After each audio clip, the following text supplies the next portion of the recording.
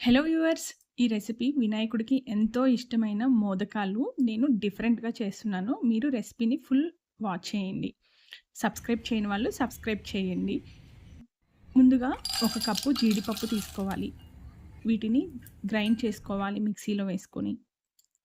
ఇలా గ్రైండ్ చేసుకున్న పౌడర్‌ని మనము జల్లించుకోవాలి.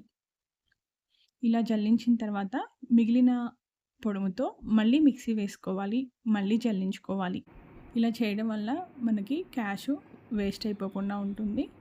క్వాంటిటీ కూడా ఎక్కువవుతుంది.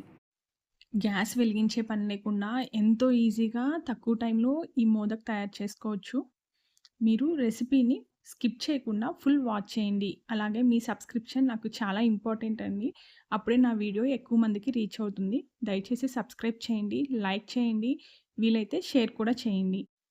ఈ క్యాష్యూ పౌడర్‌లోకి 1/4 కప్పు పంచదార పొడి, మిల్క్ పౌడర్ 1/4 కప్పు, యాలకుల పొడి 1 టీ స్పూన్ వేసుకోవాలి.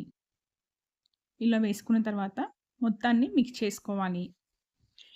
ఇలా మిక్స్ చేసుకున్న తర్వాత ఇందులోకి నెయ్యి 1/3 కప్ వేసుకోవాలండి. అంటే 1/4 కప్ కన్నా ఇంకొంచెం ఎక్కువ క్వాంటిటీ.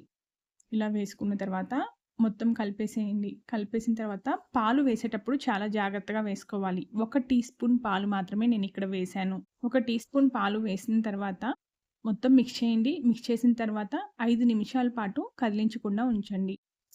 ఇప్పుడు ఈ స్వీట్‌ని సర్వ్ చేసుకోవడానికి ఒక ప్లేట్‌ని నేను రెడీ చేస్తున్నాను. దేవుడి ప్రసాదం అంటే ఎంతో ఇంపార్టెంట్ అండి. చాలా మంచిగా రెడీ చేసి పెట్టండి.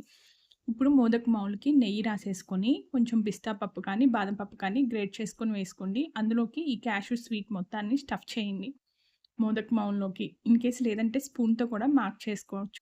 Thank you for watching.